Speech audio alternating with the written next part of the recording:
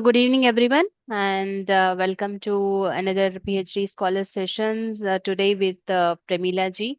Date is 22nd of July 2026, and today will be the last session from Premila ji on the batch flowers.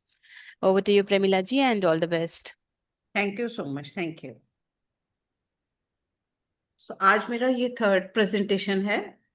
मैं अपने सभी fellow friends, अपने गुरुदेव, समस्त गुरु मंडल को, अपने माता पिता का शुक्रिया अदा करती हूँ कि जिन्होंने मुझको ये सब मौका दिया और यहाँ तक आगे बढ़ने में मुझे प्रेरणा करी।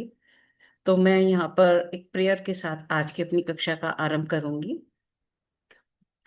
ओम श्री गुरुभ्यो नमः। हरि ओम। सदाशिव समारंभां शंकराचार्य मध्यमाम् अस्मत् श्री गुरु पर्यंता वंदे गुरु परंपरा। गुरुर्ब्रह्मा गुरुर्विष्णु गुरुदेवो महेश्वरा।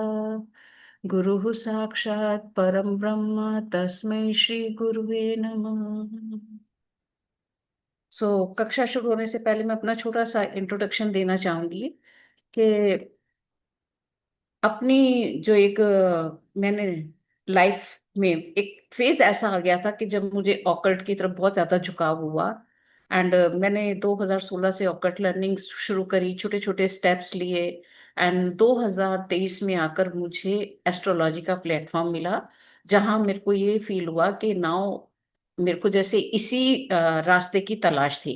एंड 2024 में मैं कृष्णकांत सर के कांटेक्ट में आई और तब से मैं उनके गाइडेंस में जो है साइंटिफिक मेथड से कैसे हम एस्ट्रोलॉजी को पढ़ते हैं, तो यहाँ पे ये सीखने का बहुत सुंदर मौका मिला। एंड अभी मैं उनकी ही गाइडेंस में अपना ये रिसर्च वर्क कर रही हूँ। एंड यहाँ पर मेरा मकसद यही है कि वैदिक साइंस एंड मॉडर्न एस्ट्रो वे को दोनों को साथ लेते हुए मैं किस तरह से एक ह्यूमन की एक हेल्प कर सकती हूँ ताकि वो एक अच्छी हेल्थ को पा सके।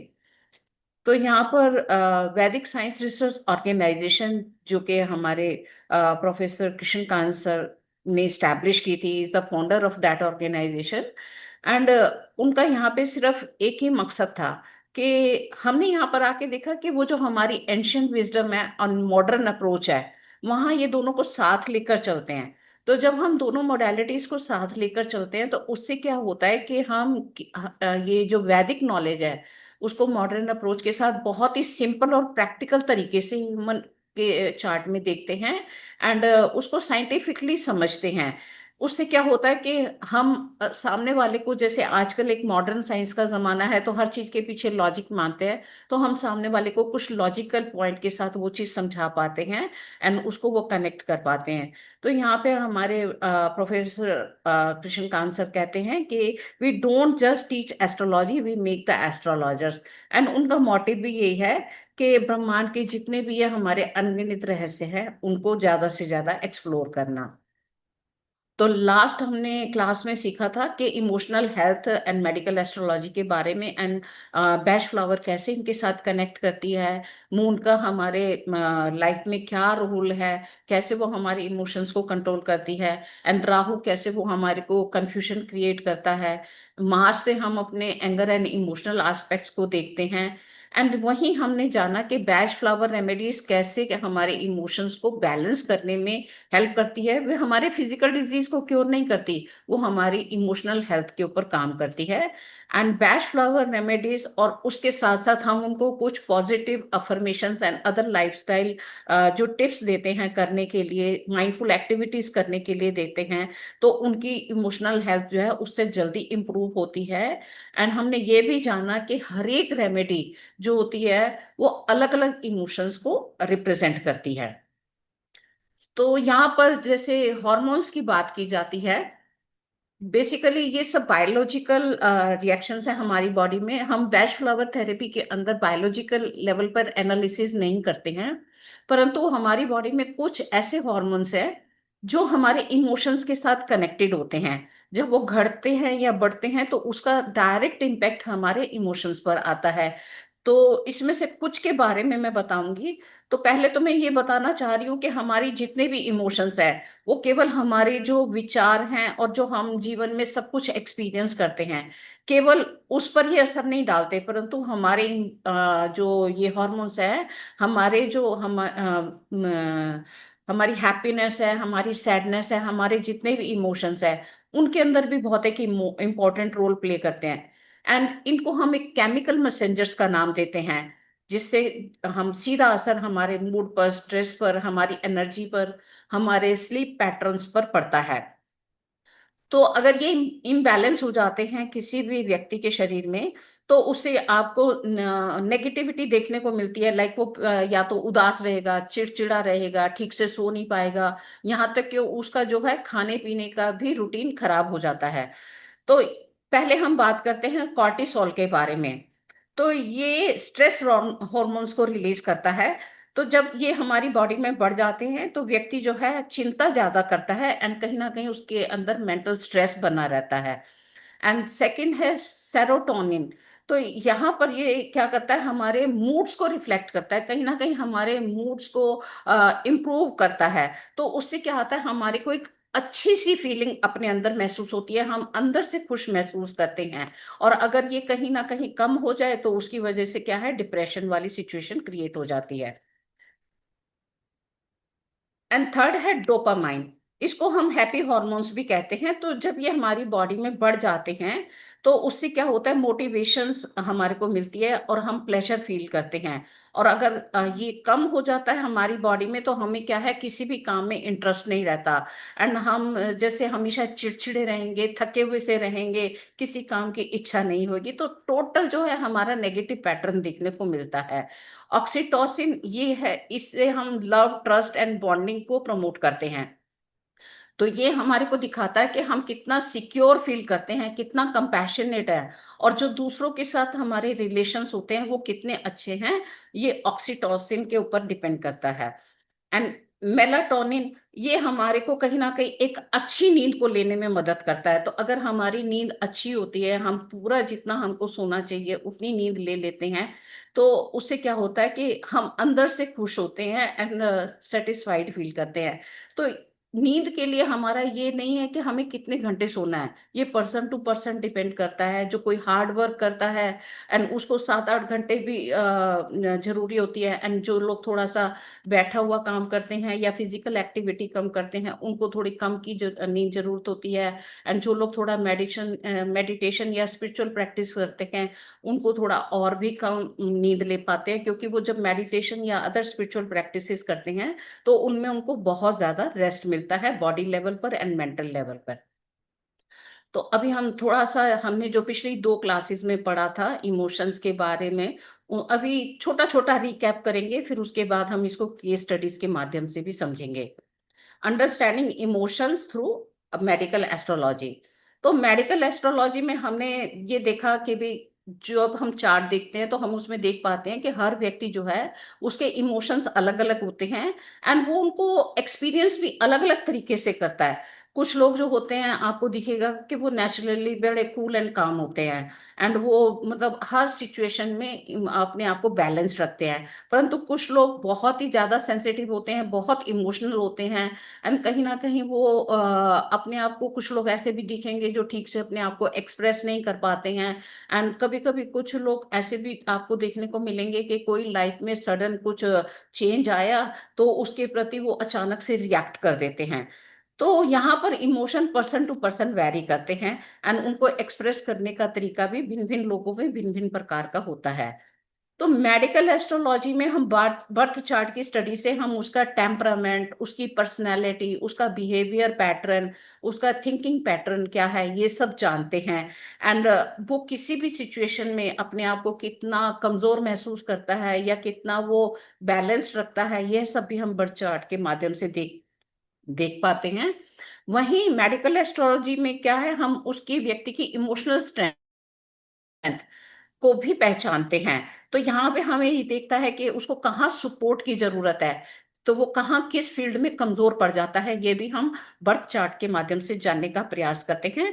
तो ये जब सारी चीजें हम देखते हैं तो हम अपने सामने वाले व्यक्ति को एक पॉजिटिव वे में गाइड कर सकते हैं कि किस तरीके से वो अपनी इमोशनल हेल्थ की तरफ एक पॉजिटिव माइंड के सेट के साथ आगे बढ़े और अपनी हेल्थी लाइफ की तरफ मूव करे। तो अभी हम सॉरी अभी हम देखेंगे कि इमोशनल स्ट्रेंथ एंड हमारी इमोशनल वीकनेसेस चार्ट में हमें क्या क्या बताती है। तो चार्ट के माध्यम से हम ये देखते हैं कि कोई भी व्यक्ति कितना कंपैशनेट रहता है, उसके अंदर कितनी पेशेंस है, और वो हर चीज को कितना पॉजिटिव माइंड सेट के साथ लेता है। अगर लाइफ में कुछ नेगेटिव भी आ गया तो उसके लिए वो कितना ऑप्टिमिस्टिक है। तो उसकी इमोशनल इंटेलिजेंस भी हम बर्थ चार्ट के माध्यम से ही देखते हैं। एंड किसी को कितना अच्छी तरह से वो समझ पाता है, ये सब हमारे को बर्थ चार्ट से देखने को मिल जाता है। एंड अगर हम उसकी इमोशनल कमजोरी की बात समझे तो हमें यहाँ से ये पता चलता है कि उसका लैक ऑफ कॉन्फिडेंस कितना है, वो कितना डर और वरीज में रहता है, उसकी कितनी ओवर थिंकिंग प्रोसेस है, या कितना वो अपने आप को इनसिक्योर महसूस करता है, कितना वो ओवर सेंसिटिव है। तो बेसिक मकसद क्या है? बेसिक मकसद यही है कि इन सब कमजोरियों को पहचानना, उसके प्रति जागरूक होना एंड पॉजिटिव माइंड के साथ लाइफ में आगे बढ़ना। तो बॉडी माइंड एंड इमोशंस किस तरह से आपस में कनेक्टेड हैं? तो हम ये देखेंगे कि जैसे कोई व्यक्ति होता है, अगर उसका इमोशनली वो बस्ट आउट है, इमोशनली स्ट्रेस है, तो कहीं ना कहीं उसको फिजिकल लेवल पे डिस्कम्फर्ट महसूस होता है। तो जैसे मतलब हमारी इमोशनल हेल्थ जो होती है वो सीधा हमारे फिजिकल लेवल पर हमको इम्पैक्ट डालती है। और जब हम किसी को अपने इमोशंस ठीक से दिखा नहीं पाते, अपने आप को एक्सप्रेस नहीं कर पाते, कुछ हमारे अनरिजॉल्व इश्यूज होते हैं जिनको हम सॉल्व नहीं कर पाते, तो उससे क्या होगा, आपको अंदर एक टेंशन बनी रहेगी, आपको मेंटल स्ट्रेस ज्यादा होगा। तो इमोशनल जब व्यक्ति बैलेंस्ड होता है तो कहीं ना कहीं बहुत उसके अंदर पूरी तरह से क्लैरिटी होती है, वो फोकस्ड माइंड होता है। एंड इन सब के चलते क्या है, और लोगों के साथ उसके रिलेशनशिप बहुत ही ज्यादा अच्छे होते हैं। एंड लाइफ के हर एस्पेक्ट में उसकी पॉजिटिव सोच बनी रहती है। तो हम ये ओवरऑल कह सकते हैं कि इमोशनल हेल्थ के द्वारा हम एक फिजिकल हेल्थ और एक अच्छी मेंटल हेल्थ को पा सकते हैं। तो अभी इमोशनल एंड एस्ट्रोलॉजिकल एस्पेक्ट को हम एंड इसके जो हीलिंग आउटकम्स है, जो मेरी बेसिक 3 रेमेडीज है, star of Bethlehem, walnut and Holi के साथ रिलेट करेंगे। स्टार ऑफ बेथलम को हम कंफर्टर ऑफ सोल या कंफर्टर ऑफ लाइफ भी कहते हैं। तो जब किसी व्यक्ति को कोई इमोशनल शॉक लगता है या अचानक कोई उसकी लाइफ में ऐसी कुछ मिस हैपनिंग हो जाती है कि वो सदमे में आ जाता है। एंड कभी कभी हम ऐसा भी देखेंगे कि वो अपनी किसी पास्ट मेमोरी ऐसी जो बैड मेमोरीज के साथ भी वो आगे चल रहा होता है और उन मेमोरीज से वो छुटकारा नहीं पाता। एंड दूसरा, हम अगर इसको ऐसे में जब हम ये नेगेटिव इमोशन किसी के अंदर देखते हैं तो वहां पे हम उनको स्टार ऑफ बेथलम रेकमेंड करते हैं। अगर हम एस्ट्रोलॉजिकल ग्राउंड की बात करें तो यहाँ जब चार्ट के ऊपर मून का एंड सैटर्न का नेगेटिव इम्पैक्ट ज्यादा होता है, या हम ये कह सकते हैं हमारा बर्थ चार्ट जो है मून एंड सैटर्न से ज्यादा इन्फ्लुएंस होता है, एंड उसकी वजह से एक जो रेस्टलेसनेस हमारे बनी रहती है, व्यक्ति अपने आप को इनसिक्योर महसूस करता है। तो या कुछ हैवी कर्मास वो लेकर चल रहा होता है उसकी, चाहे वो पास्ट लाइफ रिलेटेड ही होते हैं, तो ऐसे में स्टार ऑफ बेथलेम उसको कंफर्ट देती है। तो किस तरह से ये मदद करती है, आइए हम इसके बारे में जानेंगे। जब किसी व्यक्ति को अचानक कोई शॉक लगे या अचानक कोई ट्रॉमा हो, सपोज अगर हम किसी अपने लव्ड वन को खो देते हैं, तो वो एक फेज ऐसा होता है कि हम वहां से अचानक से निकल नहीं पाते और हम एकदम ट्रॉमा में चले जाते हैं। या हमारी कुछ पेनफुल मेमोरीज जिनके साथ हम आगे लाइफ में बढ़ नहीं पाते हैं, उनको रिजॉल्व नहीं कर पाते हैं, तो यहाँ स्टार ऑफ बेथलेम उससे हमारे को मुक्त कराने में या उस मेमोरीज को पीछे छोड़ने में हमारी हेल्प करता है। और उन सब के चलते ये जो नेगेटिव इमोशंस जब हील होने शुरू हो जाते हैं तो हमारे अंदर एक इंटरनल पीस क्रिएट हो जाती है। तो एंड हम यहाँ पे ये भी कहेंगे कि स्टार ऑफ बेथलम जितने हमारे ये नेगेटिव फेस लाइफ के होते हैं, वहां पर कहीं ना कहीं हमारे लिए एक सपोर्ट सिस्टम की तरह भी काम करता है।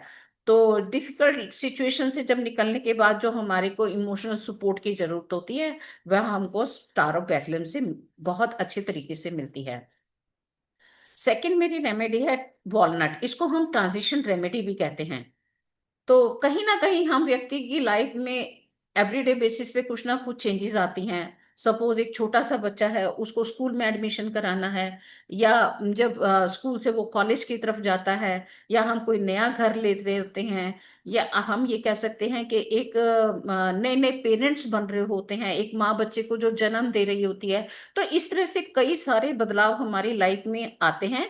तो उस समय हमें क्या होता है, इन चेंजेस के प्रति एडजस्ट करने में हमको दिक्कत आती है। तो यहाँ पर वॉलनट जो है हमारे को ट्रांजिशन में बहुत ब्यूटीफुली हेल्प करता है।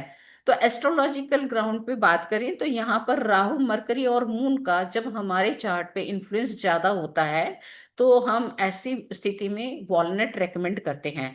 तो ये जो कॉम्बिनेशन बनता है, इससे क्या होता है कि मेंटल फ्लेक्सिबल होता है, एंड इमोशनल अडेप्टेशन करने में हमको इजी होता है।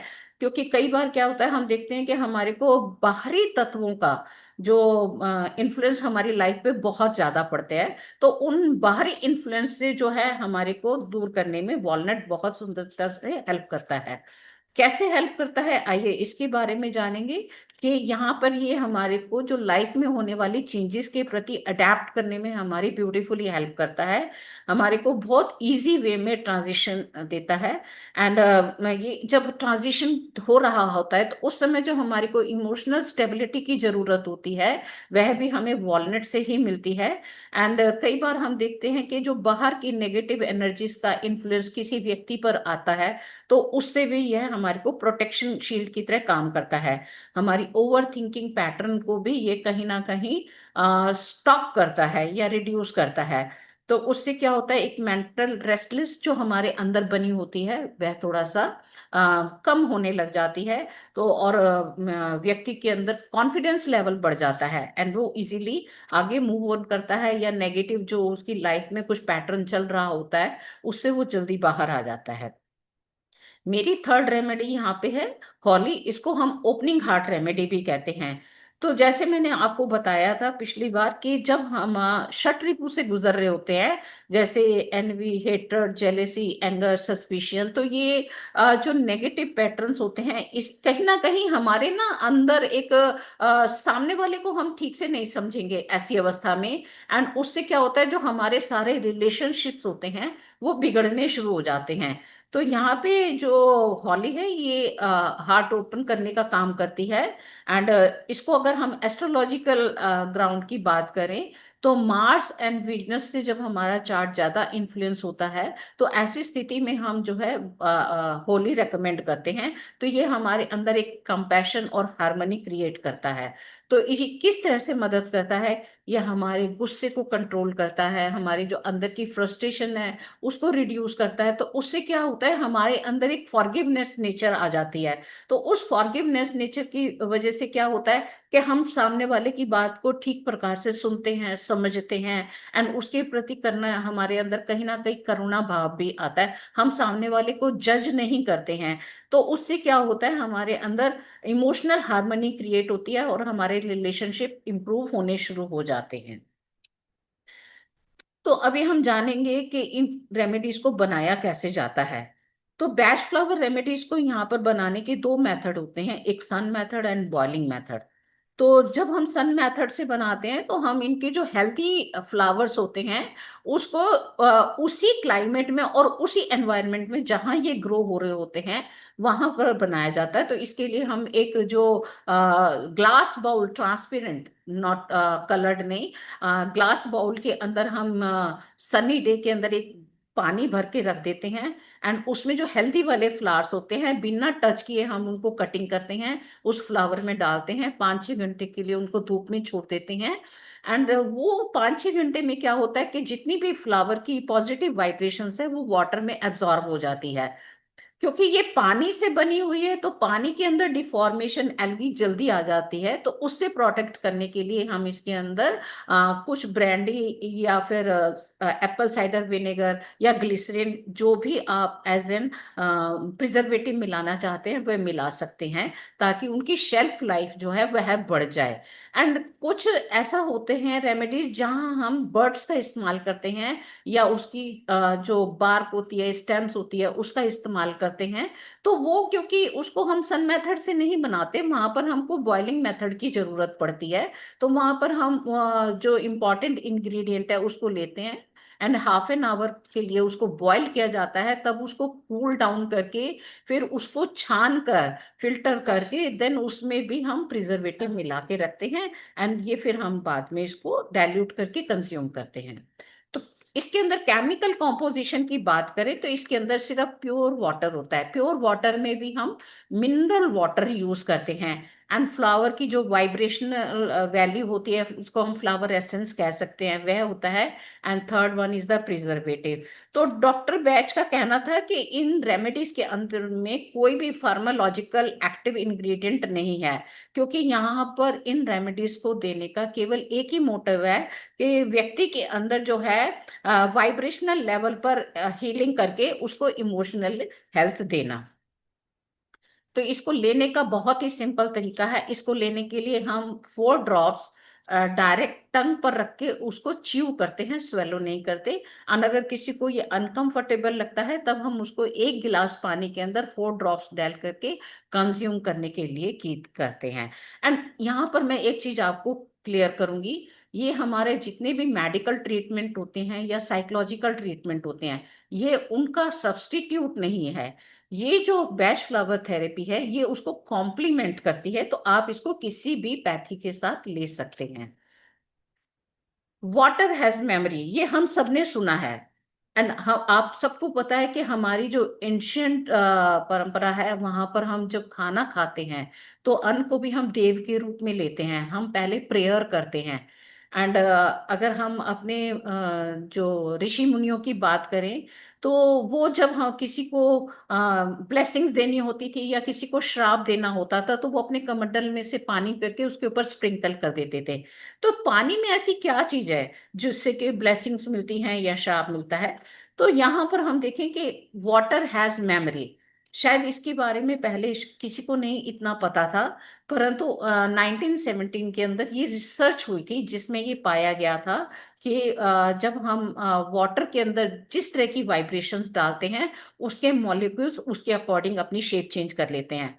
एंड जैसे अभी हम देखें कि हमारे यहाँ कुंभ का मेला भी होता है, तो कुंभ का मेला में भी आपने देखा होगा कि एक प्रचलन है कि पहले जो पावरफुल अखाड़े के लोग होते हैं, तो वो जाके वहां पर स्नान करते हैं। तो होता क्या है, उनकी जो पॉजिटिव वाइब्रेशंस होती हैं वो पानी में आ जाती हैं, एंड फिर उसके बाद जो है आम लोग भी जाकर वहां पर स्नान करते हैं।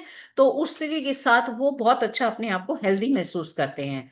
तो यहाँ मैं कुछ आपको शेप्स दिखाऊंगी कि हम वाटर्स को जब पीने से पहले अगर उसको हम ये वाले फीलिंग्स देते हैं या उनको हम ये अफर्मेशंस डालते हैं, तो किस तरह से सुंदर सुंदर ये क्रिस्टल फॉर्मेशंस होती हैं। जब हम लव एंड ग्रेटिट्यूड कहते हैं, पीस हार्मनी बोलते हैं, तो डायमंड शेप में उनके मॉलिक्यूल्स जो हैं परिवर्तन हो जाते हैं। एंड जब हम स्ट्रेस दिखाते हैं, स्ट्रेस में पानी को पीते हैं, तो किस तरह से वो एक गदले पानी की तरह वो हमारे पास आ जाती हैं। तो यहाँ पर आप डिफरेंट डिफरेंट शेप्स देख सकते हैं। वो डिफरेंट डिफरेंट टाइम पे जब हम उनके साथ वो अफर्म करते हैं, तो वो पानी किस तरह से अपनी शेप चेंज करता है। ये कुछ और आप पिक्चर्स देख पाएंगे कि इसको हम बोलते हैं कि बिफोर प्रेयर, जब हम वाटर को लेते हैं, हमने पीने से पहले हाथ जोड़े, उसको ग्रेटिट्यूड फील किया, तो किस तरह से जैसे अलग अलग प्रेयर्स में यहाँ पर आप देखेंगे कि मॉलिक्यूल्स की जो शेप है वो डिफरेंट डिफरेंट हो जाती हैं। और अगर हम डायरेक्ट टैप वाटर उठाकर पीते हैं या उसको कोई एक पॉजिटिव अफर्मेशन नहीं देते हैं, तो वो किस तरह से एक बहुत ही अगली सी लुक में हमारा वो पानी का फॉर्मेशन हमारी बॉडी में जाता है। तो ये जो पानी इंफॉर्मेशन लेता है, जब हम इसका इनटेक करते हैं, तो यही इंफॉर्मेशन हमारे अंदर भी जाती है। तो अभी हम देखें कि emotion, medical astrology, batch flower remedies या हमारे हॉर्मोन्स, ये है किस तरह से आपस में सब इंटर रिलेटेड है। तो हमने अभी पहले देखा कि हॉर्मोन्स क्या है, वो एक बायोलॉजिकल प्रोसेस है जिसका हमारे इमोशंस पे सीधा प्रभाव पड़ता है। एंड मेडिकल एस्ट्रोलॉजी में हम देखते हैं कि बर्थ चार्ट की स्टडी करके प्लैनेट्स का उस पर क्या क्या इन्फ्लुएंस है वह समझते हुए हम उसके इमोशनल पैटर्न को जानने की कोशिश करते हैं। एंड वहीं पे जो बैच फ्लावर रेमेडीज के माध्यम से हम अवेयरनेस के साथ उसको जो सूटेबल रेमेडी है, जो उसकी इमोशंस पैटर्न्स के साथ मैच कर रही होती है, वह देते हैं ताकि उसकी इमोशनल हीलिंग हो सके। तो अभी थोड़ा सा हम ब्रीफ करेंगे कि किस तरह से ये प्लैनेट्स के साथ और साइंस के साथ भी कनेक्टेड हैं।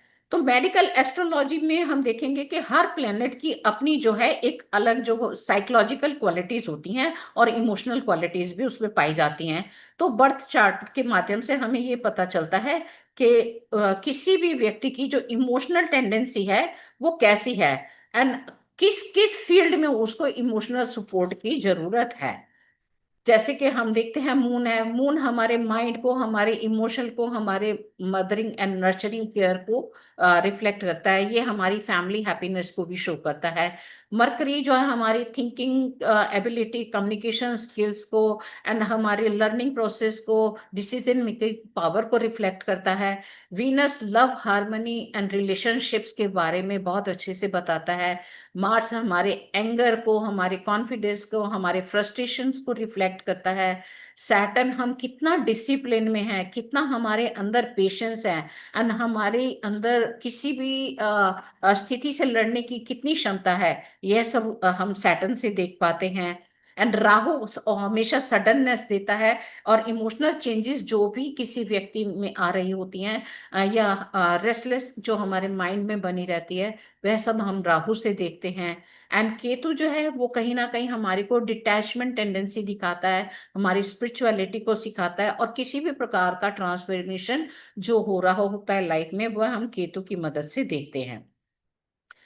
तो अभी हम वाटरी साइन की बात करें तो वाटरी साइन में हमने देखा था कि कैंसर, स्कॉर्पियो एंड पाइसिस, ये कहीं ना कहीं हमारे इमोशन से, हमारे इंट्यूशन, कंपैशन एंड हमारी सेंसिटिविटी को रिफ्लेक्ट करते हैं।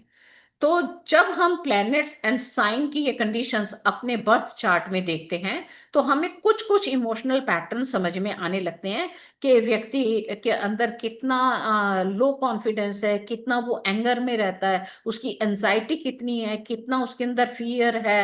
एंड मतलब ये जितने भी नेगेटिव पैटर्न है वह हमको चार्ट में दिखने को बहुत आसानी से मिल जाते हैं। Mapping emotional balance with batch flower remedies, तो यहाँ मैंने कुछ कैटेगरीज दी हैं जहाँ पे हम देख सकते हैं कि ये डिफरेंट डिफरेंट इमोशंस हैं, उनके पीछे कौन कौन से प्लेनेट रिस्पॉन्सिबल है, एंड बैच फ्लावर रेमेडीज कैसे वहां पर हेल्प करती हैं। लाइक फियर, अगर एंजाइटी है तो ये कहीं ना कहीं अफ्लिक्टेड मून एंड सैटर्न की वजह से होता है। तो यहाँ पर हम मिमल, एस्पिन, और साथ में कभी कभी हम उसको स्टार ऑफ बैथलम भी डाल सकते हैं, depend upon the condition. And over thinking and mental restless के लिए ये मरकरी की वजह से होता है। जब मरकरी हमारे चार्ट में अफ्लिक्टेड हो तो यहाँ पर हम व्हाइट चेस्ट में रिकमेंड करते हैं। लैक ऑफ कॉन्फिडेंस, ये हमारा अगर चार्ट में सन कमजोर है या वीनस कमजोर है तो यहाँ पर हम उसके लिए लार्ज रेकमेंड करते हैं। अगर सैडनेस या होपनेस बनी हुई है तो ये सैटर्न की वजह से है। अगर चैलेंजिंग सैटर्न है यहाँ पर तो ऐसी स्थिति में हम मस्टर्ड एंड गोट्स देते हैं। एंड इमोशनल शॉक और ग्रीफ से किसी भी प्रकार के, तो मून अगर आपका वहां पर अफ्लिक्शन में है तो स्टार ऑफ बेथलम वहां से निकलने में हमारी मदद करता है। रिलेशनशिप इश्यूज आ जाते हैं तो रिलेशनशिप्स के लिए वीनस अफ्लिक्शन में आ जाएगा। तो ऐसे में हम चिकरी एंड हॉली देते हैं ताकि उसके वो नेगेटिव इमोशंस जो हैं वो हील हो सके। तो आइए अब हम केस स्टडीज की तरफ मूव ऑन करते हैं। तो यहाँ पे ये एक मेल चार्ट है, एंड इस व्यक्ति ने मुझे 23 अक्टूबर 2025 को कांटेक्ट किया था। तो यहाँ पे जब ये व्यक्ति आया था तो उसने बताया कि उसको ना marital life and professional life में बहुत ज्यादा इश्यूज हो रहे हैं, उसका किसी भी काम में मन नहीं करता है। तो और उन सब के चलते क्या है, उसको मेंटल रेस्टलेस बनी हुई है, एंड बहुत ज्यादा उसके इमोशंस भी डिस्टर्ब हो रहे हैं जिससे उसकी फैमिली लाइफ भी पूरी सफर कर रही है। तो यहाँ पर हम बर्थ चार्ट से देखें तो हम देखते हैं कि यहाँ पे एक्वेरियस लगन है, और लगन में ही राहु बैठा हुआ है। तो कहीं ना कहीं इसकी डेयरिंग पर्सनैलिटी तो होगी ही, और ये व्यक्ति इंडिपेंडेंट स्वभाव का होगा, क्योंकि राहु जो है हमेशा आपको अनकन्वेंशनल थिंकिंग देता है। एंड इस व्यक्ति के अंदर टेंडेंसी होगी कि इसके पास इतने सारे क्रिएटिव आइडियाज होंगे, एंड हर पल एक इसके पास एक नई सोच होती होगी। एंड अगर हम सेकंड लेवल पर चलें तो सन यहाँ पर एरिस में है। तो सन एरिस में ये बताएगा कि व्यक्ति को अपनी पहचान की और रिकॉग्निशन की कितनी ज्यादा क्रेविंग है। उसको एक स्ट्रांग डिजायर है कि उसको हर जगह, चाहे वो उसका प्रोफेशनल फील्ड है, चाहे वो उसकी सोशल लाइफ में है, वहां पर उसको रिकॉग्निशन मिले। एंड राहु मास की वजह से उसके अंदर कहीं ना कहीं एक मेंटल कंफ्यूजन बना रहेगा। तो और उसकी वजह से ही कहीं ना कहीं उसके अंदर मेंटल रेस्टनेस होगी। एंड राहु मास जो है कहीं ना कहीं व्यक्ति को इम्पल्सिव भी बना देते हैं, क्योंकि वो एक दूसरे को अपनी एनर्जी पंप करते हैं। सो अपनी इमोशनल असेसमेंट की बात करें तो मून जो है हमारा 6 हाउस में बैठा है। तो यहाँ पर हम इसको बोलेंगे मून जो है रोग ऋण शत्रु वाले हाउस में है। तो ऐसा व्यक्ति कहीं ना कहीं छोटी छोटी बातों को लेके ना हमेशा चिंता करेगा। एंड साथ ही साथ हम देखते हैं कि सैटर्न जो रेट्रो होके मून के साथ कनेक्ट हो रहा है, तो ये व्यक्ति कहीं ना कहीं बहुत अधिक इमोशनल सेंसिटिव भी है, एंड डिप्रेसिव टेंडेंसी वाला भी है। एंड कहीं ना कहीं इसके ऊपर बाहरी जो नेगेटिव इन्फ्लुएंस है वो भी बहुत ज्यादा है। तो साथ में जब हम इसको देखेंगे कि इसका जो जुपिटर और मून जो है, सॉरी, जुपिटर एंड मरकरी, ये दोनों जब हाँ साथ में एक ही घर में बैठे होने के कारण ये व्यक्ति को जो है बहुत अच्छी एंड पॉजिटिव सोच वाला भी बना रहे हैं। तो जुपिटर व्यक्ति वाले व्यक्ति भी बहुत ज्यादा सेंसिटिव होते हैं। तो ये कहीं ना कहीं स्ट्रेसफुल कंडीशन में, सिचुएशन में अपनी इमोशनल स्टेबिलिटी भी नहीं डेवलप कर पाते हैं, क्योंकि इनका जो है ओवर थिंकिंग बहुत ज्यादा चलता रहता है। एंड थिंकिंग एंड बिहेवियर की बात करें तो मार्स जो है वो जेमिनी साइन में बैठा हुआ है। तो ये कहीं ना कहीं उसके इम्पल्सिव नेचर को और इम्पेशंस को दिखाता है। तो ऐसा व्यक्ति भी क्या है, कोई भी काम करने से पहले या कोई भी बात करने से पहले सोचता नहीं है। वो पहले कर लेता है, बाद में उसके बारे में सोचता है। एंड कहीं ना कहीं इन सब के चलते उसके अंदर एक इरिटेशन लेवल भी बहुत हद तक बना रहता है। हमेशा हर चीज में वो अपने क्विक रिएक्शंस भी देता है। तो बेस्ट फ्लावर रेमेडीज की बात करें तो यहाँ पर हमने सबसे पहले उसको स्टार ऑफ बेथलेम रेकमेंड किया, क्योंकि हमने देखा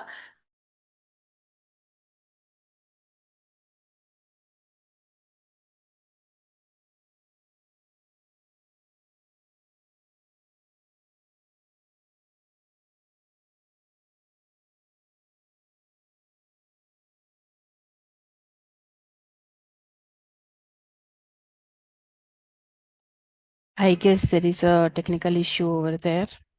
Let me call Premilaji. Just pausing it. Technical issue. You're in mute. Can you unmute it? मैं इसको दोबारा से स्टार्ट करती हूँ, ठीक है। Kindly share the presentation. हाँ, कह रही हूँ।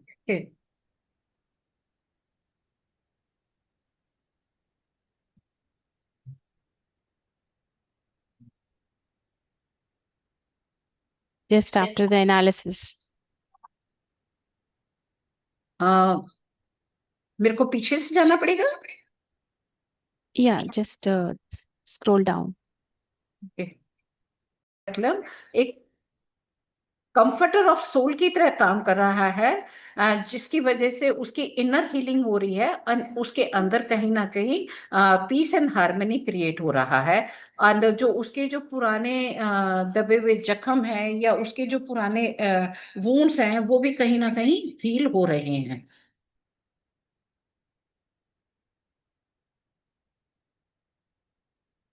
तो यहाँ पर हम अगर चार्ट की बात करें, जैसे अगर हम देखें तो यहाँ पे सैटर्न मार्स ये जो है कहीं ना कहीं लगना से कनेक्ट होते हैं, जैसे हम पीछे देख सकते हैं। तो ये कहीं ना कहीं दोनों के, सैटर्न एंड मार्स हमारे कार्मिक प्लेनेट है। तो जब ये लगना से कनेक्टेड है, तो हम ये कह सकते हैं कि उसकी लाइफ में बहुत ज्यादा कार्मिक इन्फ्लुएंस बना हुआ है। सेकंड हमारी रेमेडी है वॉलनट। ये चार्ट के अंदर जब किसी भी प्रकार का राहु का इन्फ्लुएंस होता है, तो वहां पर हमारे को जो चेंजेस हमारी लाइफ में आती है उनको अडेप्ट करने में, इजी ट्रांजिशन में हमारी हेल्प करता है। तो यहाँ पर अगर हम देखेंगे तो सैटर्न जो है वो थर्ड एस्पेक्ट से लगना के साथ कनेक्ट हो रहा है, एंड सेवंथ एस्पेक्ट के साथ कहीं ना कहीं वो हमारे मार्स के साथ भी कनेक्ट हो रहा है। तो हम यहाँ पर भी कह सकते हैं कि भी जो नेटिव के अंदर बाहर की एनर्जीज का इन्फ्लुएंस बहुत ज्यादा है। तो वॉलनट भी जो है एक किसी भी व्यक्ति की लाइफ में एक प्रोटेक्शन शील्ड की तरह काम करता है। और जितने भी नेगेटिव इमोशंस है, उनका जो असर व्यक्ति की लाइफ में हो रहा होता है, उससे वो उसको बचाता है, ताकि वो व्यक्ति जो है और भी अधिक समझदारी के साथ अपनी लाइफ में आगे की तरफ मूव कर सके। हॉली, इसको हम मार्स रिलेटेड इन्फ्लुएंस के लिए देते हैं। इसको हम हार्ट ओपनिंग रेमेडी भी कहते हैं। तो यहाँ पर मार्स भी जो है सैटर्न के साथ 1 7 के साथ कनेक्टेड है। एंड कहीं ना कहीं मार्स जो है 5 9 के साथ हमारे लगन के साथ भी कनेक्टेड है। तो कहीं ना कहीं व्यक्ति का टेम्परामेंट एग्रेसिव होगा, उसके अंदर एक इरिटेबिलिटी बनी रहेगी। एंड कहीं ना कहीं उसके अंदर जो हम कहते हैं हेट्रेड एंड जेलसी वाली भी भावना जरूर होगी। तो हॉली देने से क्या है, उसके अंदर कामनेस आएगी, एंड उसके अंदर हार्मनी भी डेवलप होगी। तो ये हॉली जो है हमारे हार्ट को सॉफ्टन करता है विदाउट लूजिंग देयर स्ट्रेंथ। तो इसके लेने से क्या होगा, उसके अंदर एंगर कम हो जाएगा, उसकी इरिटेबिलिटी कम हो जाएगी, और वो सामने वाले की भावनाओं को जब अच्छी तरह से समझ पाएगा, उसको फॉरगिव कर देगा, तो जो उससे उसके रिलेशंस बिगड़े हुए हैं वे भी एक हेल्दी वे में आगे मूव करेंगे। तो यहाँ पर अगर महादशा की बात करें, तो महादशा केतु की और अंतरदशा सैटर्न की चल रही है। एंड जो सैटर्न एंड केतु, ये जो दोनों के दोनों है कार्मिक प्लेनेट हैं। तो ये कहीं ना कहीं हमारे को बताते हैं कि ऐसा व्यक्ति जो है अपना उसका जो अभी मटेरियलिस्टिक लाइफ में जो इंटरेस्ट बहुत कम हो चुका हुआ है, तो वह कहीं ना कहीं अपनी सेल्फ इंट्रोस्पेक्शन करते हुए और अपने जो लाइफ के कार्मिक लेसन्स है उनसे सीखते हुए अपनी लाइफ में वो आगे बढ़ रहा है। तो कहीं ना कहीं केतु एंड सैटर्न हम देखें तो दोनों के दोनों हमारी आइसोलेशन टेंडेंसी को बढ़ाते हैं। तो केतु यहाँ पर जैसे हम देखते हैं कि सेवेंथ हाउस में बैठा हुआ है, एंड ये हमारा स्पाउस का, पार्टनरशिप का घर होता है। तो कहीं ना कहीं हमारी मैरिटल रिलेशनशिप्स को भी डिस्टर्ब कर रहा है, वहां भी कहीं ना कहीं हमको उनसे डिटैच कर रहा है। एंड साथ ही साथ अगर हम देखें तो केतु हमारे सैटर्न के साथ 5 9 कनेक्शन में है।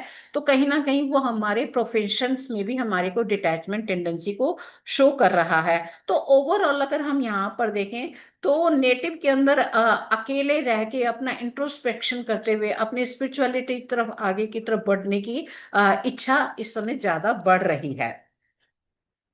एंड यहाँ पर देखें कि हमारा जो केतु का सेवंथ हाउस में बैठना, उसकी वजह से हमारी जो मटीरियलिस्टिक डिजायर्स हैं एंड जो रोमांटिक हमारी डिजायर्स हैं, वो उनके अंदर चॉपिंग कर रहा है, उनको भी कम कर रहा है। एंड सेटन केतु सेम ट्राइन में है, तो जैसे हम देख ही सकते हैं कि उसकी marital as well as professional दोनों की दोनों लाइफ डिस्टर्ब हो रही है। तो ये कहीं ना कहीं उसकी लाइफ में उसको डिलेस दे रहे हैं। एंड जैसे सैटर्न 11th हाउस में है, गेन के हाउस में है, तो उसको कहीं ना कहीं गेन्स मिलने में, जो कि उसको अपने प्रोफेशनल लाइफ से मिलने चाहिए, वहां बहुत ज्यादा स्ट्रगल करना पड़ रहा है, यहाँ वहां उसको डिले मिल रहा है। तो एंड साथ ही साथ जैसे उसको एक स्ट्रांग अर्ज है कि मुझे रिकॉग्निशन, चाहे वो उसकी पर्सनल लाइफ में हो या प्रोफेशनल लाइफ में, वो मिले। तो सैटर्न हम देखेंगे हमारा सन के साथ कनेक्टेड है, एंड ट्राइनल में केतु के साथ भी कनेक्टेड है। तो कहीं ना कहीं वो भी अफेक्टेड हो रहे हैं, जिसकी वजह से उसके अंदर एक मेंटल रेस्टलेसनेस बहुत ज्यादा बनी हुई है। अगर हम ट्रांजिट की बात करें, तो 23 अक्टूबर 2025 को जब मैंने देखा, तो पाइसेस में जो है हमारा सैटर्न था। एंड केतु के ऊपर केतु एंड राहु के ऊपर राहु, नेटल राहु के ऊपर transit Rahu and natal Ketu के ऊपर ट्रांजिट केतु हावर कर रहे थे। तो कहीं ना कहीं ये एक मैंने देखा कि सैटर्न जब पाइसिस में है तो मून के साथ डायरेक्टली कोई इसका साढ़े सती अष्टम शनि या अर्धाष्टम शनि वाली कोई सिचुएशन यहाँ पर नहीं थी। परंतु हम ये देखें तो हमारा जो ट्रांजिट सैटर्न है एंड नेटल मून, ये दोनों आपस में कनेक्टेड है, 5-9 रिलेशन बना रहे हैं। तो ये कहीं ना कहीं उसके अंदर एक डिप्रेसिव टेंडेंसी को क्रिएट कर रहा था। एंड अगर हम यहाँ पे मास की और राहु की बात करें तो ट्रांजिट राहु कहीं ना कहीं हमारे नेटल मास से भी 5-9 के साथ कनेक्टेड कर रहा था। तो ये कहीं ना कहीं व्यक्ति को ओवर थिंकिंग पैटर्न की ओर धकेल रहा था। एंड इसी तरह से हम देखें तो हमारा जो लगन है वह भी जो है केतु के साथ सेवंथ एस्पेक्ट से अगर कनेक्ट हो रहा है तो उसको कहते हैं ना कि अपनी बॉडी एंड मटेरियलिस्टिक लाइफ या अदर चीजें, सब चीजों से कहीं ना कहीं डिटैचमेंट होके एंड उसको स्पिरिचुअलिटी की तरफ जाने की इच्छा बहुत ज्यादा हो रही थी। तो इस खाली हम देखें तो बैच फ्लावर रेमेडीज देने से हमारा काम नहीं चलता। तो हमें क्या होता है, इंसान को कहीं ना कहीं उसको पॉजिटिव लाइफस्टाइल की तरफ भी मूव कराना होता है। तो यहाँ पे हमने उनको कुछ लाइफस्टाइल सजेशन दिए कि लाइक उनको बोला कि आप अपने आप को एक पीसफुल एनवायरनमेंट में रखें एंड कहीं कोई वाद विवाद हो रहा है तो उससे अपने आप को थोड़ा सा दूर रखें। कोई भी अगर उनको काम करना है तो उसको करने से पहले थोड़ा अपने आप को पॉज दें और सोचें एंड उसकी कॉन्सिक्वेंसेस को, तब वो उस काम को आगे करें। एंड अगर जिस तरह से मून उनका एफ्लिक्शन में आ रहा था तो उसको हमने हील करने के लिए बोला कि आप या तो स्विमिंग करें या वाटर बॉडीज के पास थोड़ा सा जाके टाइम स्पेंड करें। एंड साथ ही साथ जैसे हमारे सर ने भी हमको बताया था कि कॉन्च वाटर जो हम देते हैं, शंख का पानी, उससे भी हमारे को एक मेंटल हीलिंग बहुत ज्यादा होती है।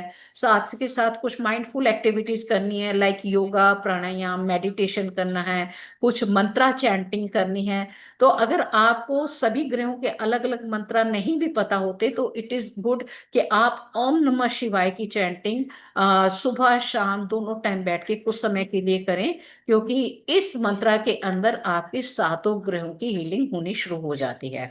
एंड अपनी जो है खाने पीने की हैबिट्स एंड अपने स्लीप पैटर्न्स पर भी पूरा का पूरा ध्यान बनाकर रखें। तो ये यहाँ पर हम आपको इसके साथ साथ कुछ पॉजिटिव अफर्मेशंस भी बताएंगे। तो ये पॉजिटिव अफर्मेशन जो होते हैं हमारे सबकॉन्शियस माइंड की प्रोग्रामिंग करती हैं। तो यहाँ पर ये उनको बोला कि दिन में जब भी आप कभी खाली बैठे होते हो आप अपने आप को बोलो कि I am calm and emotionally balanced, I release stress and welcome peace, I respond thoughtfully, I allow myself to heal the grow and every day. तो ये जो पॉजिटिव अफर्मेशंस जो हैं कहीं ना कहीं उनके अंदर एक पॉजिटिविटी का माहौल लेकर आती हैं। तो 2 महीने के बाद the person came to the therapist and उसने बताया कि अभी 2 महीने से जब वो रेमेडी ले रहे हैं तो उसका थोड़ा सा इम्पैक्ट ये आया कि एक तो ट्रूथफुली अपने जितने भी इमोशंस हैं उनको ऑब्जर्व कर पा रहे हैं। पहले जैसे वो एकदम रेस्टलेस स्टेट में थे, अब उनका माइंड पहले से बेहतर है, काम है। एंड वो जो भी उनकी नेगेटिविटी लाइफ में आ रही थी या कोई रिवर्स सिचुएशन में वो एकदम इम्पल्सिव हो जाते थे या कहते थे कि चीजों को ठीक से हैंडल नहीं कर पाते थे, अब ये था कि वो चीजों को बड़ा पॉजिटिवली ले रहे थे नेगेटिव लेने की बजाय। तो यहाँ पे फिर मैंने उनको बताया कि क्योंकि ये पास्ट रिलेटेड रेमेडीज हैं तो ये हमारे जो कार्मिक हमारी जो भी नेगेटिविटीज होती है उनको हील करने में टाइम लगता है। तो कुछ समय इनको ये रेमेडीज और लेनी पड़ेगी। And the person told me कि वो जो है उस कभी कभी बहुत ज्यादा इम्पल्सिव हो जाता है, उसे अचानक से पता नहीं चलता कि वो किस तरह से बिहेव करे। तो उसको हमने एक एसओएस बनाकर दिया। एसओएस में हमने cherry plum and rescue remedy डाली। रेस्क्यू रेमेडी हमारी इमरजेंसी के लिए होती है एंड चेरी प्लम हमारी इम्पल्सिविटी को कंट्रोल करने के लिए होती है। तो हमने उनको बोला कि जब भी कभी आपको ये फीलिंग हो कि आपको इम्पल्सिव एक्शन आ रहा है तो आप अवेयरनेस के साथ अपना जाइए, ऑब्जर्व करके अपने इमोशंस को और ये रेमेडी ले लीजिए। तो उस समय जो है आपकी इम्पल्सिविटी भी थोड़ा सा रिड्यूस हो जाएगी। तो ये कॉम्बिनेशन, अगर हम यहाँ पे ये मान के चलें कि अगर किसी के अंदर ये सिम्टम दिखाई दे रहे हैं तो ये सबको एक जैसी रेमेडी दी जा सकती है, ऐसा हरगिज नहीं है। क्योंकि ये जो कॉम्बिनेशंस बनाए जाते हैं ये पर्सनलाइज्ड होते हैं, ये पर्सन टू पर्सन वेरी करते हैं, क्योंकि हम ये देखते हैं कि हर व्यक्ति के अंदर अलग अलग टाइप के इमोशंस होते हैं।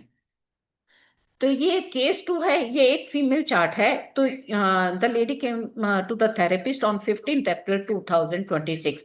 तो उसने ये बताया कि she is facing some job related issues, property related issues, and कहीं ना कहीं उसको फ्रीक्वेंट हेडेक बना हुआ है, रात को उसको डरावने सपने आते हैं, एंड कहीं ना कहीं उसको इमोशनल स्ट्रेस है, एंड जिस कहीं ना कहीं अपने मन की बात भी वो अपने फैमिली मेंबर्स के साथ शेयर नहीं कर पा रही है। And one more thing, being a female person, I observe that कि वो कहीं ना कहीं अपनी बात थेरेपिस्ट को भी खुलकर नहीं बता पा रही है। She is feeling so uncomfortable discussing all this thing. तो उस समय हमारा एक ही काम होता है कि हम सामने वाला जितना बता रहा है उसकी बात को उतना अच्छे से सुने, एंड उसके इमोशन जो चल रहे हैं उसको ऑब्जर्व करते हुए उसको मोटिवेट करें, गाइड करें, एंड रेमेडीज देते हुए उसको हीलिंग करने का काम करें, ताकि एक उसका ट्रस्ट बिल्टअप हो और फिर वो आगे जब आपके पास आए तो आपको अच्छे से बता सके। तो यहाँ पर सॉरी, अगर एस्ट्रोलॉजिकल एनालिसिस की बात करें तो यहाँ पर हम देखते हैं कि सेजिटेरियस लगना है, एंड लगन में वीनस बैठा हुआ है, एंड साथ ही साथ जुपिटर अपनी ही राशि में फोर्थ हाउस में है, जो कि हम ये कह सकते हैं जुपिटर इज लग्ना लॉर्ड, और जो है फोर्थ हाउस में, it is a very good placement. तो स्पिरिचुअल टाइप का सा व्यक्ति है, उसकी जो इंक्लिनेशन है, इवन उसका माइंडसेट जो है वो स्पिरिचुअलिटी की तरफ ज्यादा है। तो यार ये हम स्पिरिचुअलिटी के साथ ऐसे भी कनेक्शन कर सकते हैं कि यहाँ पर जुपिटर एंड मून जो है ये दोनों आपस में 5-9 कनेक्शन है। तो मून हमारा माइंड होता है, एंड जुपिटर कहीं ना कहीं जीव का खुद स्पिरिचुअल इंक्लिनेशन की तरफ हमारे को शो कर रहा है। एंड उसकी जो थिंकिंग है, उसकी जो सोच विचार है वो भी बहुत एथिकल टाइप की सी है, एंड उसका हमेशा से एक ही उसको अच्छा लगता होगा कि वो दूसरों को टीच करे, दूसरों को गाइड करे, दूसरों को हील करे, एंड मतलब जितनी उसकी पॉसिबिलिटी हो सकती होगी वो दूसरों की हेल्प करने में अपने आप को बहुत ज्यादा सेटिस्फाइड फील करता होगा। तो यहाँ पर हम देखें कि जुपिटर अपनी स्वराशि राशि में है, फोर्थ हाउस में है, तो वो व्यक्ति बहुत ज्यादा इंटेलिजेंट भी है, एंड उसके अंदर करुणा भाव जो है वो बहुत ज्यादा है, इंट्यूशन उसकी बहुत स्ट्रांग है, एंड उसका जैसे फोर्थ हाउस हमारा मदरिंग एंड नर्चरिंग को रिफ्लेक्ट करता है, तो she has very good quality of these things also. And sun and Mercury जो है ये सेकंड हाउस में बैठे हैं, फैमिली के घर में है। तो कहीं ना कहीं अगर हम कहें तो ये बुध आदित्य योग भी बना रहे हैं। तो यहाँ पर ये सन एंड मरकरी का योग बताता है कि उसका कम्युनिकेशन बहुत ही अथॉरिटेटिव होगा, एंड बहुत ही अच्छा होगा, एंड उसको जो प्रैक्टिकल टाइप से सोचता होगा, उसकी थिंकिंग बड़ी लॉजिकल होगी। एंड जैसे सेकेंड हाउस हमारा फैमिली को, स्पीच को और वेल्थ को दिखाता है, तो कहीं ना कहीं family and financial related matters में उसको काफी इंटरेस्ट भी रहता होगा। पर क्योंकि सेकेंड हाउस हमारा स्पीच भी है एंड सन यहाँ पर पोस्टेड है, तो हम देखते हैं कि कहीं ना कहीं उसकी स्पीच जो है ब्लंट भी हो जाती होगी। सन जो है हमारे को यहाँ अथॉरिटेटिव भी देता है। तो व्यक्ति बहुत ही ज्यादा ईमानदार होगा। एंड अगर हम मार्स की बात करें तो मार्स जो है सिक्स हाउस में है, तो यहाँ पर उसकी स्ट्रांग डिटर्मिनेशन को शो करता है, उसका जो कॉम्पिटिटिव नेचर है वो बहुत ही ज्यादा स्ट्रांग है। एंड अगर उसकी लाइफ में कोई भी ऑब्स्टेकल आते हैं, हर्डल्स आते हैं, तो वो बहुत इजीली उनको ओवरकम कर जाता है। क्योंकि मार्स यहाँ पे जो है अपने मून की एग्जॉल्टेड साइन में बैठा हुआ है, तो हम ये कह सकते हैं कि कहीं ना कहीं वो व्यक्ति इम्पेशेंट भी होगा, और उसकी वजह से कहीं ना कहीं इरिटेबल नेचर का भी बना हुआ होगा।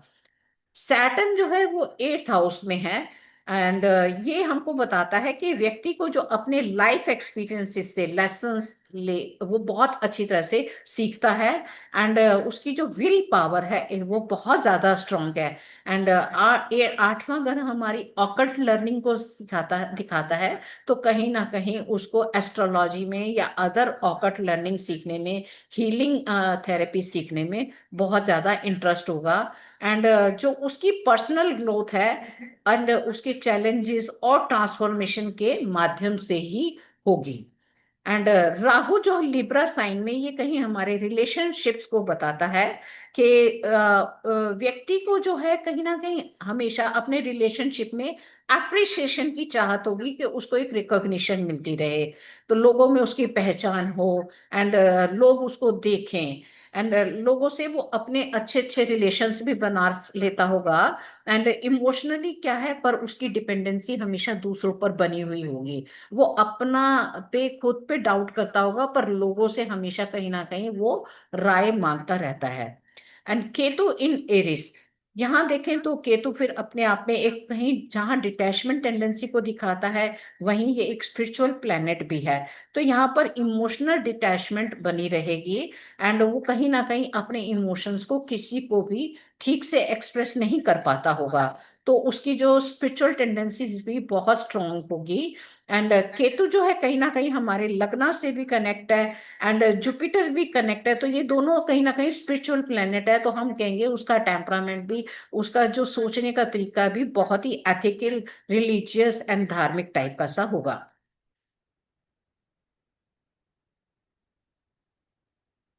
So,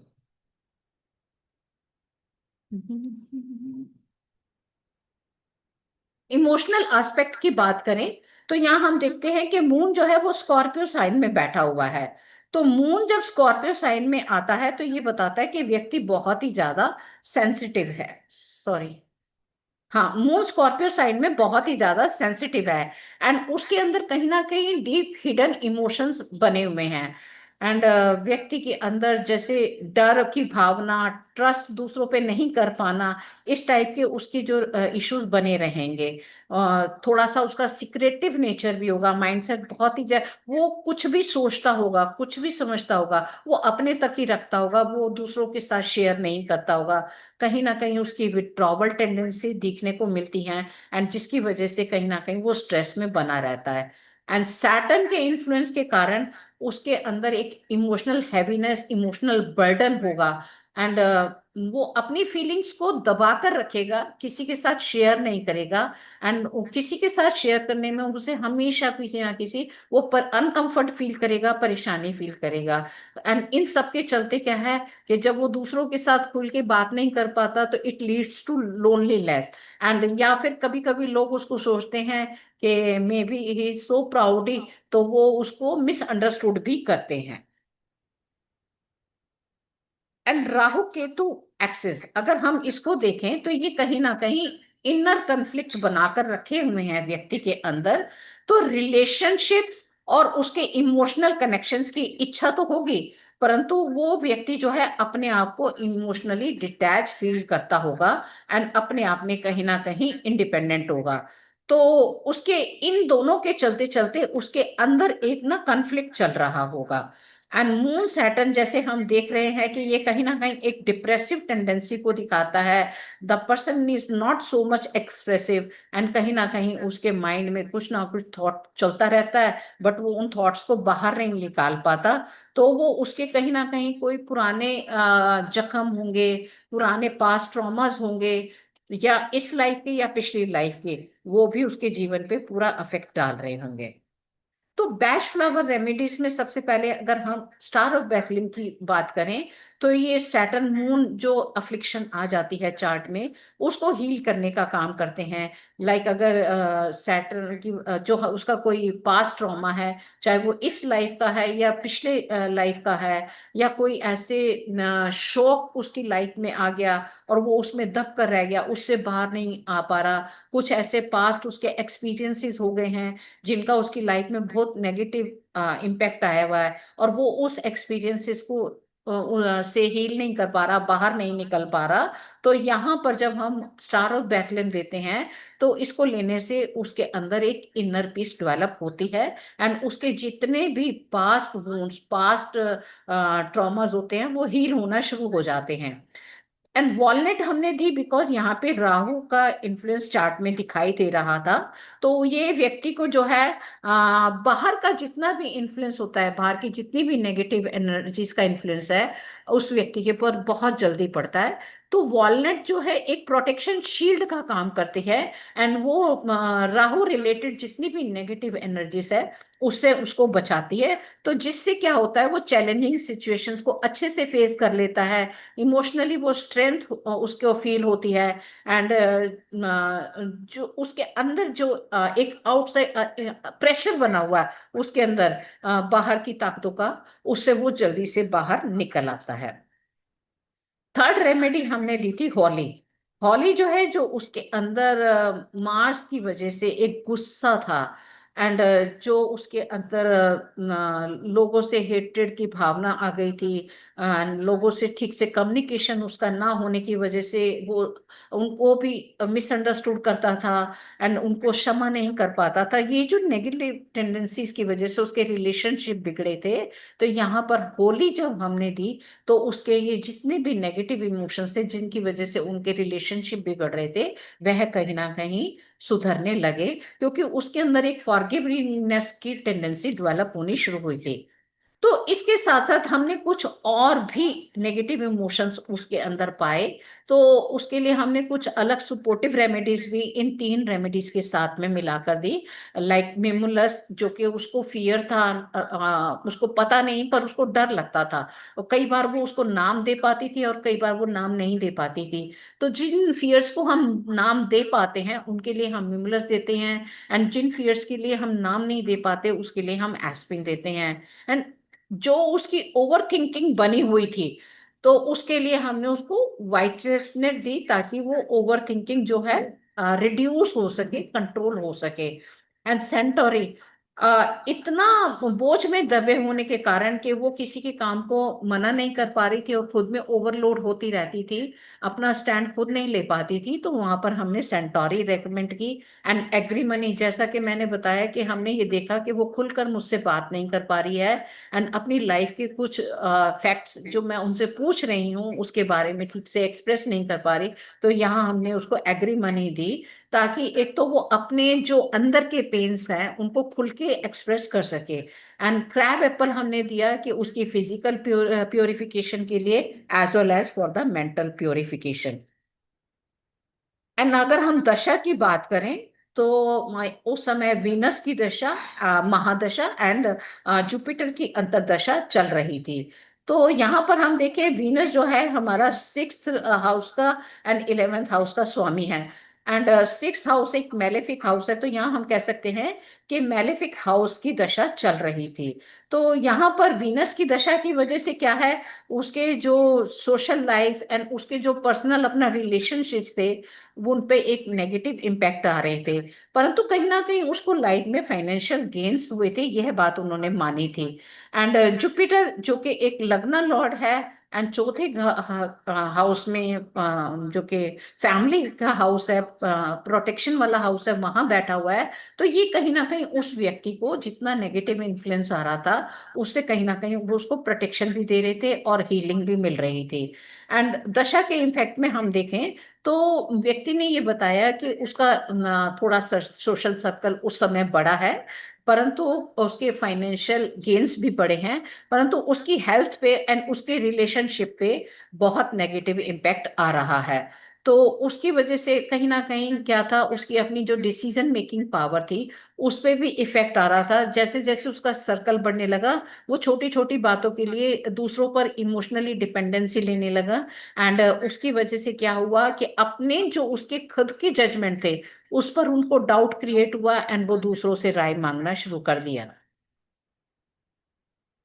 अगर हम ट्रांजिट की बात करें तो यहाँ पर हमने देखा कि इस समय कोई भी साढ़े सती, अष्टम शनि एंड अर्थ अष्टम शनि का चार्ट में इन्फ्लुएंस नहीं था। परंतु जो मेलेफिक हाउस है, सिक्स्थ हाउस, उसके लॉर्ड की दशा चल रही थी, एंड किसी भी मैलेफिक प्लेनेट की भी दशा नहीं चल रही थी। साथ ही साथ हमने बैच फ्लावर रेमेडीज के साथ उनको हमने कुछ लाइफस्टाइल रिकमेंडेशंस दी, कि थोड़ा सा उनको बताया कि आप माइंडफुल एक्टिविटीज करें, पॉजिटिव सोच के साथ लोगों के साथ रिलेशनशिप बनाएं, ओम नमः शिवाय की चैंटिंग करें। एंड ओम नमः शिवाय कंपल्सरी नहीं है, उनको अगर कोई गुरु मंत्र मिला हुआ है या कोई और मंत्र जिसको चैंट करने में उनको इंटरनल हैप्पीनेस मिलती है, तो वह भी हमने उनको कहा कि वह अपना वह मंत्र भी जाप कर सकते हैं। एंड साथ ही साथ हमने उनको स्विमिंग करने के लिए बोला, एंड वाटर बॉडीज में थोड़ा सा टाइम स्पेंड करने के लिए बोला, एंड नेचुरल क्लाइमेट में रहने के लिए हमने उनको एडवाइस करी। एंड उनको हमने बोला कि भाई जैसे आप योगा, प्राणायाम, मेडिटेशन, ये माइंडफुल एक्टिविटीज करें, ब्रीथिंग एक्सरसाइज करें। तो ये सब एक्टिविटीज जो है उनको पॉजिटिवली लाइफ में आगे बढ़ने के लिए मूव करती हैं। एंड सबसे बड़ी बात, जिस काम में उनको इंटरेस्ट है, लाइक उन्होंने बताया कि टीचिंग उनका पैशन है, तो टीचिंग करना, दूसरों को गाइड करना या दूसरों की हेल्प करना, इन सब चीजों को जब उन्होंने लाइफ में अपनाया, तो उससे कहीं ना कहीं उनके अंदर पॉजिटिव हीलिंग आनी शुरू हुई। तो यहाँ पर अभी हम थोड़ा सा इन दोनों चार्ट्स के बारे में, सॉरी, कंपैरिजन करेंगे। तो चार्ट वन में हमने देखा कि व्यक्ति के अंदर over thinking and emotional sensitivity बहुत ज्यादा थी। तो छोटी छोटी बातों को लेके उनको डर जाना, उनको बहुत ज्यादा अपने आप को वरी करना, अपने आप को ठीक से किसी के साथ एक्सप्रेस नहीं करना, एंड कहीं ना कहीं अपनी लोनलीनेस की टेंडेंसी को जो उन्होंने बना लिया था, जिसकी वजह से वो अपनी मैरिटल लाइफ में एंड अपने प्रोफेशनल लाइफ में अकेलेपन की तरफ मूव कर रहे थे। तो ये सब चीजें हमने उनकी तरफ देखी। तो यहाँ पर जब हमने उनको star of Bethlem, walnut, Holi and white chestnut, साथ में मस्टर्ड जैसी रेमेडीज दी, तो उनकी इंटरनल हीलिंग शुरू हो गई थी। चार्ट टू में हमने देखा कि व्यक्ति के अंदर एक एंजाइटी बनी हुई थी, एंड मेंटल स्ट्रेस उनके अंदर बहुत ज्यादा था। इमोशनल इंस्टेबिलिटी भी थी, तो जिसकी वजह से कहीं ना कहीं वो बहुत जल्दी गुस्से में आ जाते थे, शॉर्ट टेम्पर रहते थे, हर छोटी छोटी बात से इरिटेशन हो जाता था। एंड कहीं ना कहीं इन सब नेगेटिव इमोशंस के कारण उनके रिलेशनशिप बिगड़ रहे थे। एंड उनका जो इतना ओवर थिंकिंग पैटर्न बना हुआ था कि बॉडी, अगर वो रात को सो रहे हैं तो बॉडी रेस्ट करती है, पर माइंड में कुछ ना कुछ उनके थॉट्स चलते रहते हैं। तो ये रेस्टलेसनेस जो उनकी बढ़ गई थी, इन सब के चलते चलते कुछ उनके फिजिकल सिम्टम दिखाई दिए। जैसे उन्होंने बताया कि मुझे बहुत ज्यादा हेडेक रहता है, एंड उनको लिथार्जीनेस भी बनी रहती है। तो यहाँ पर जब हमने उनको बैच फ्लावर रेमेडीज दी, तो यहाँ पे हमने star Bethlehem, walnut, holly, mimulus, aspen, white chestnut, centaury, agrimony and crab apple, हमने उनके अंदर ये सिम्टम्स इनिशियल स्टेज पे देखा। परंतु हम एक टाइम पे 5 to 7 रेमेडीज ही रेकमेंड करते हैं और दे सकते हैं एक कॉम्बिनेशन में बना के। तो यहाँ हमने थोड़ा सा जैसे 15-15 दिन की उनको रेमेडीज बना के दी। पहले हमने एक कॉम्बिनेशंस बनाया, फिर कुछ हमने अगली बार जब कॉम्बिनेशन दिया तो बची हुई रेमेडीज को डाल के और पहले वाली रेमेडीज में से कुछ निकाल के, इस तरह से हमने उनको दूसरा कॉम्बिनेशन दिया। तो कंक्लूजन हमारा क्या निकला? हमारा कंक्लूजन निकला कि चार्ट वन में हमने देखा कि जो व्यक्ति था वो बहुत ज्यादा सोचता था, ओवर थिंकिंग करता था, जिसकी वजह से उसकी इमोशनल सेंसिटिविटी बहुत ज्यादा बनी हुई थी और वो इस कारण से बहुत ज्यादा परेशान रहता था। एंड सेकंड चार्ट में हमने देखा कि उसकी एंजाइटी बहुत ज्यादा थी, उसको स्ट्रेस बहुत ज्यादा था, एंड जिसकी वजह से वो इमोशनल इनस्टेबल था।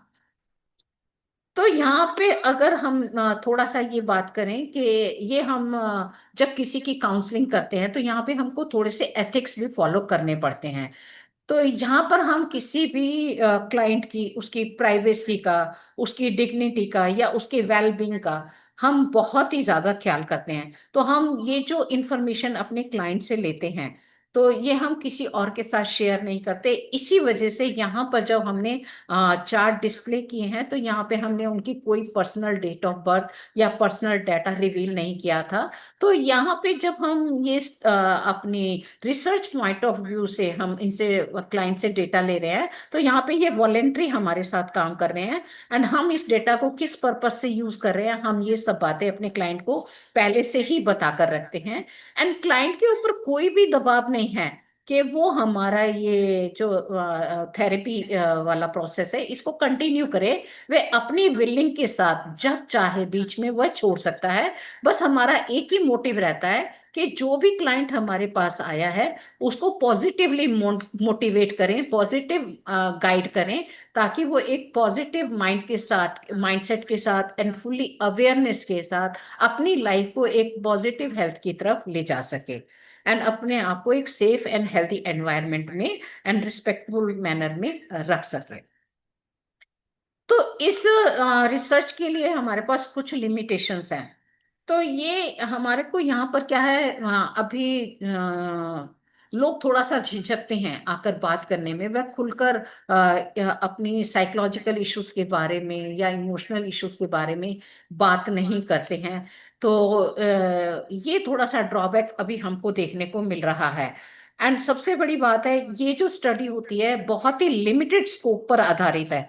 तो यहाँ पर जो इनके रिजल्ट्स होते हैं, जो हम रेमेडीज सिलेक्ट करते हैं, इसके लिए हम कोई सेट पैटर्न रूल नहीं बना पाते कि इस टेंडेंसी के लोग हमारे पास आएंगे तो हम उनको ये कॉम्बिनेशन देंगे। तो यहाँ पर हम करंटली जब भी क्लाइंट से बात करते हैं, तो उसके बिहेवियर को देखते हुए, उसके इमोशंस को समझते हुए, यहाँ पे हम जो है एक कॉम्बिनेशन डिटेक्ट करते हैं। एंड उसको, हाँ, फिर हाँ, और चार्ट को हम रीड करते हैं। चार्ट के अंदर जो हमें एफ्लिक्शंस दिखाई दे रही हैं, उसके अंदर जो हमें उसकी वीकनेसेस दिखाई दे रखी होती हैं, फिर बैच फ्लावर रेमेडीज के साथ उनको मैच कराते हुए ये कॉम्बिनेशंस हम उनको देते हैं। तो यहाँ पर जो है हम ये कह सकते हैं ये सब पर्सनलाइज्ड होते हैं। तो यहाँ पर सबके ऊपर एक जैसा इसका इम्पैक्ट नहीं होता, क्योंकि यहाँ हमने देखा कि जितने भी व्यक्ति होते हैं, हर इंडिविजुअल स्पेशल होता है, एंड उसके जो इमोशंस होते हैं वह भी अलग अलग होते हैं। एंड इसी प्रकार अगर हम बर्थ चार्ट की बात करें, तो अगर एक बर्थ चार्ट में हमें कोई कॉम्बिनेशन दिखाई दे रहा है, तो उसको हम एक सेट पैटर्न नहीं बना सकते, क्योंकि यहाँ पर बर्थ चार्ट के अंदर भी देखते हैं हम कि सबके चार्ट्स में अलग अलग इंटरप्रिटेशन होती है, वहां पर अलग अलग टाइप के कॉम्बिनेशंस होते हैं। तो अगर इस रिसर्च को मुझे थोड़ा सा आगे और बढ़ाना है, तो मुझे इसके एक लार्जर सैंपल पे काम करना पड़ेगा। एंड ये एक लॉन्ग टर्म स्टडी की तरह है, एक इससे कंटिन्यू प्रोसेस है। ये नहीं कि अगर मेरा रिसर्च खत्म हो गया तो मैं यहाँ पर रुक जाऊं। नहीं, अगर मुझे इसमें थोड़ा सा आगे और अच्छे से करना है, तो ये मेरी एक कंटिन्यू जर्नी चलती रहेगी। तो यहाँ पर मैं समरी देना चाहूंगी कि हमने इस स्टडी में ये देखा कि emotional health, medical astrology and जो बैच फ्लावर रेमेडीज है, उसके संबंध को किस प्रकार से ये हम देख पाते हैं। तो जहां तक हम किसी के इमोशनल सपोर्ट की जरूरत होती है, तो वह हम देखते हैं कि बर्थ चार्ट हमें बताता है कि यहाँ किस किस फील्ड में व्यक्ति को इमोशनल हेल्प की जरूरत है। एंड वहीं हम वहां से एस्ट्रोलॉजिकल माध्यम से उसकी कमजोरियों को समझते हुए, उसकी सपोर्ट को महसूस करते हुए, सूटेबल बैच फ्लावर रेमेडीज जब हम अपने क्लाइंट को देते हैं, तो उन सब की वजह से क्या है, उसके अंदर पॉजिटिव हीलिंग आनी शुरू हो जाती है। तो उससे क्या है, व्यक्ति, जब हम, हमारे पास व्यक्ति आता है, हम उसको गाइड करते हैं, मोटिवेट करते हैं। तो जब आप किसी व्यक्ति से सकारात्मक सोच के साथ बात करते हो, तो आधी हीलिंग तो व्यक्ति को उसी टाइम होनी शुरू हो जाती है।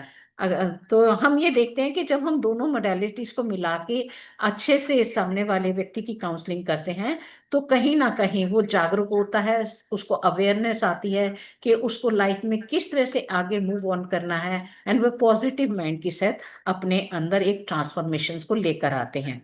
तो अगर हम दोनों मोडेलिटीज को कंबाइन करने की बात करें, तो हम कहेंगे astrology helps us understand our emotions, whereas the batch flower remedies help us transform them. Final statement in the last, I would like to say that the mind influences the body, The emotion influences the mind, and the healing begins when all three comes into harmony. Thank you so much for listening me very patiently and इस सब के साथ मैं एक request आप सभी से करना चाहूंगी कि क्योंकि ये मेरी एक लॉन्ग जर्नी है, मेरे को अभी अपने आप को यहाँ पर रोकना नहीं है। तो अगर आपको अपने आसपास कुछ ऐसा महसूस होता है कि हम इसकी मदद कर सकते हैं अपनी इन बैच फ्लावर रेमेडीज की सहायता से एंड एस्ट्रोलॉजिकली उसके पैटर्न को समझकर, तो प्लीज आप कनेक्ट कीजिए, आप मुझे डाटा प्रोवाइड कीजिए। Thank you so much, thank you so much. Thank you, Pramila ji. That was a wonderful presentation and very nicely presented, of course. So, anyone have any questions from the audience? Shall I stop sharing? Yes, please. Okay, thank you. And congratulations once again, Pramila ji, on Thank you completion so, of all the presentations. thank you Yes. so much.